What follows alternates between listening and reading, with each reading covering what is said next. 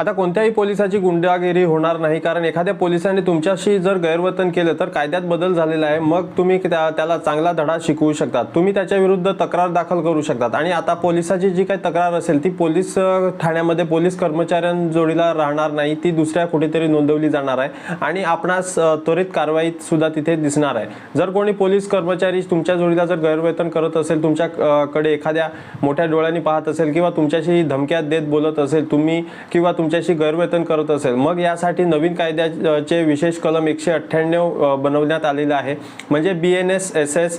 आता जर कोणी पोलिसांनी तुमच्याशी गैरवर्तन केले तर तुम्ही त्याच्या विरुद्ध कलम 198 नुसार गुन्हा दाखल करू शकतात आणि त्याच्यात केलेल्या शिक्षामध्ये 1 वर्षापर्यंत तुरुंगवासाची तरतूद करण्यात आलेली आहे। त्यात आणखी एक अडचण होती की कोणत्याही पोलीस कधी थप्पड मारतो, कधी लाठी मारतो, कधी लाठीमार करतो, हे यापुढे कारणासह किंवा विनाकारण होणार नाही। तो विनाकारण मारला तरी, त्या कारण नसताना मारले तरी तुमच्यावर गुन्हा दाखल, तुम्ही त्याच्या विरुद्ध गुन्हा दाखल करू शकतात आणि जे काही प्रकरण असेल ते 115 मध्ये केले जाईल। हा नवीन विभाग देखील जोडला गेला आहे, यामध्ये 1 वर्षापर्यंतची तरतूद करण्यात आलेली आहे। पण प्रॉब्लेम एकच आहे, त्याने आपल्यावर चपराक मारली किंवा लाठीमार केला, शिवीगाळ केली, त्यामुळे पुराव्यासाठी तुमच्या खिशात असलेला फोन, जो स्मार्टफोन आहे, आता नवीन पुरावा कायद्यात स्पष्टपणे लिहिलेलं आहे, ज्यात जे रेकॉर्डिंग केले जाईल ते पुरावा म्हणून ग्राह्य धरले जाणार आहे। मग यातून तुम्ही काय घेऊ शकता, तुम्ही त्याच्या विरुद्ध पुरावे गोळा करू शकतात। त्यांनी तुमच्याशी गैरवर्तन केले, नंतर त्याने तुम्हाला मारहाण केली, पण आणखी एक अडचण होती की आम्ही पुरावे बनवतो तेव्हा फोन हिसकावून घेतला जातो किंवा काही कारण यापूर्वी कॅमेरे हिसकावून घेतलेले आहेत आणि तो आपला पुरावा करू देत नव्हता। आता ही गुंडागिरी चालणार नाही, कारण तुमच्या लोकांच्या विरोधात पुरावे गोळा करत असतात आणि पोलिसांनी तुमचा फोन हिसकावला तर नवीन कलम करण्यात आलेली आहे। त्यामुळे 304 मध्ये 3 वर्षापर्यंत शिक्षा आहे। हे कलम पूर्वीच्या कायद्यात अस्तित्वात नव्हते, म्हणजे ही जी 304 ची कलम आणलेली आहे ती ही नवीन आहे। हा विभाग पूर्णपणे नवीन आहे।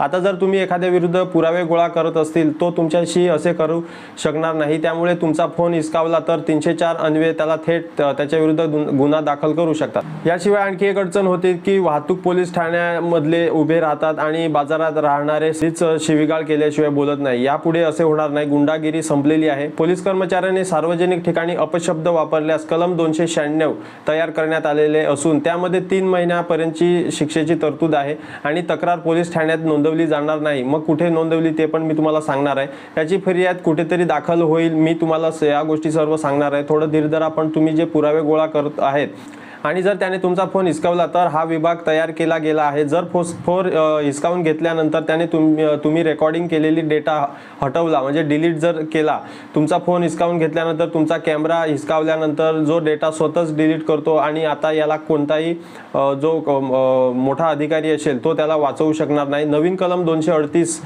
तयार करण्यात आलेली आहे। तुम्ही या 238 अंतर्गत जे काही पुरावे गोळा केले आहेत तो हटवला, म्हणजे जर त्याने तो पुरावा डिलीट केला तर त्याला 7 वर्षापर्यंत सुद्धा शिक्षा होऊ शकते। गुंडागिरी आता त्यांची चालणार नाहीये।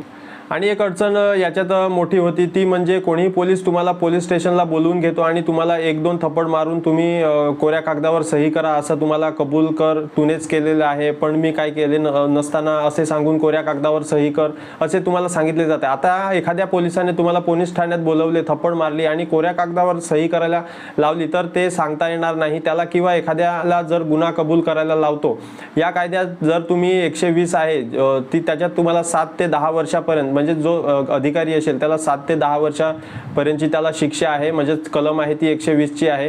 त्यामुळे ही जी कलम आहे ही सुद्धा नवीन तयार करण्यात आलेली आहे। आणि तुमच्याकडे इतर काही मत असतील किंवा तुमचे काही मत मांडायचे असेल तरी तुमचे जे काय असतील ते तुम्ही कमेंटमध्ये मला सांगू शकतात। पण मी तुम्हाला आणखी एक गोष्ट समजवतो जी खूप खास आहे। हेच पोलीस अधिकारी आधी केले की फोन करून सांगितले पोलीस स्टेशनला या, संपूर्ण कुटुंबाला घेऊन या। आता हे चालणार नाही, ती गुंडागिरी त्यांची संपलेली आहे। नव्या कायद्यात स्पष्टपणे लिहिले आहे की जर एखाद्या पोलिसाने तुम्हाला पोलीस ठाण्यात बोलवलं तर आधी तुम्हाला त्याने लेखी नोटीस पाठवावी लागेल, म्हणजे लेखी नोटीस तुम्हाला प्रत्यक्षात सुद्धा घरी येऊ शकते किंवा तुम्हाला व्हॉट्सअपवर जरी आली तरी तुम्हाला ती मान्य करावी लागेल। पण त्याची तक्रार कुठे नोंदवायची आणि त्यांच्यावर कारवाई कशी होते ते मी तुम्हाला सांगतो. तुम्हाला तक्रार करायची आहे का नाही हे तुम्हाला पोलिसाबद्दल तक्रार करण्यासाठी पोलीस ठाण्यात जायची गरज नाही. आता तुम्हाला दुसरीकडे कुठेही जावे लागणार नाही. तुम्हाला जायचं आहे BNSS चे कलम 223 बनवले आहे. आता तुमची पोलीस कर्मचाऱ्याला विरोधात नोंदवलेली तक्रार इथे नोंदवली जाईल. इथे तुम्ही इथे जाऊन त्याची तक्रार नोंदवू शकतात. पण जिथे तुम्हाला त्याची तक्रार नोंदवली तिथे त्याची चौकशी केली जाईल. तुम्ही खरे बोलत आहेत की खोटं बोलत आहेत, मग बघूया कोणाच्या हातून चौकशी होईल. आता चौकशी कोणाच्या हातून होईल,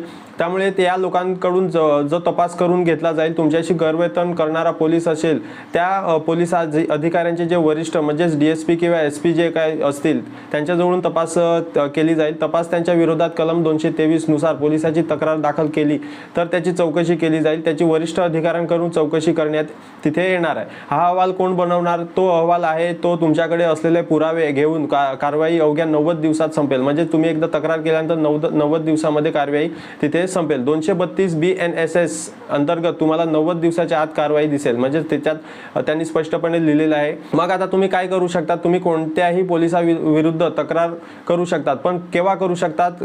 तुमच्याजवळ जर ठोस पुरावे असतील तरच तुम्ही तिथे करू शकतात. जर कोणी पोलीस तुमच्याशी गैरवर्तन करत असेल, तुम्हाला मारहाण करत असेल, तुम्हाला सार्वजनिक ठिकाणी जर शिवीगाळ करत असेल, तुमचा फोन हिसकावून घेत असेल, तुम्ही पुरावा बनवत आहे आणि जर कोणताही पुरावा त्याने नष्ट केला असेल तर कलम 238 अंतर्गत तुम्ही शिक्षा जी आहे त्या कायद्याच्या पुस्तकात त्यांनी लिहिलेले आहे. तर फरक आपल्या वैयक्तिक विचारणात आहे आणि ज्यांनी कारवाई करायची असेल त्यांनी कारवाई होऊन जाईल. जे असा विचार करतात, जे असा विचार करत राहतील, म्हणजेच कोणतेच लोक की असं जरी पोलिसांच्या विरोधात जरी असे कायदे बनवले तरी काही त्याच्यावर कारवाई होत नाही. पण फरक हा आपल्या वैयक्तिक आहे. ज्यांना चौकशी म्हणजे कारवाई करायची असते ते बरोबर त्या कारवाई करून घेतात आणि जर जे असे विचार करत राहतात ते फक्त विचारच तिथे करत राहतात. त्यामुळे तुमच्या जर अन्याय होत असेल, तुमच्या अन्यायाविरुद्ध नक्कीच उभे तुम्ही राहा. आणि तुमच्यावर अन्याय होत असेल तर अन्यायाचा गुन्हा करणे म्हणजे जो अन्याय आहे तो सहन करणे पण हा एक गुन्हा आहे. अन्याय आणि आपल्यासोबत चुकीचे घडत असेल तर दुसऱ्यावर अन्याय करणे हा देखील एक गुन्हा आहे.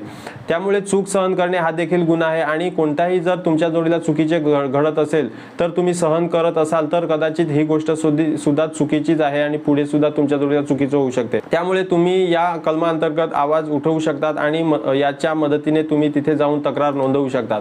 त्यामुळे मला आशा आहे की तुम्हाला ही माहिती नक्कीच आवडली असेल आणि जर तुम्हाला ती आवडली असेल तर कृपया नक्कीच चॅनलला आपल्या सबस्क्राईब करून घ्या. तुम्हाला जर भविष्यात असेच जर कंटेंट बघायचे असतील तर तुम्हाला सबस्क्राईब केल्यानंतर प्रत्येक व्हिडिओचे नोटिफिकेशन मिळत राहील. आणि तुमच्या मित्रांपर्यंत पण शेअर करा. खूप इन्फॉर्मेशन आणि नॉलेजफुल व्हिडिओ आहे त्यामुळे तुमच्या मित्रांपर्यंत ग्रुपमध्ये पण शेअर करा. जे या नवीन कलम ज्या बनवण्यात आलेले आहेत, नवीन कायदे जे बनवण्यात आलेले आहेत पोलिसांच्या विरुद्ध म्हणजे पोलिसांच्याच अंडरमध्ये, तर ह्याचा नक्कीच तुम्ही त्याचा फायदा घेऊ शकतात. आणि जी पोलिसांची गुंडागिरी आहे, जी दादागिरी आहे ती नक्कीच या कायद्याअंतर्गत कमी होऊ शकते. जर तुम्हाला व्हिडिओ आवडला असेल तर नक्कीच लाईक करून घ्या. तर चला मित्रांनो, व्हिडिओ बघितल्याबद्दल धन्यवाद. पुढच्या व्हिडिओमध्ये भेटूया. जय हिंद, जय महाराष्ट्र.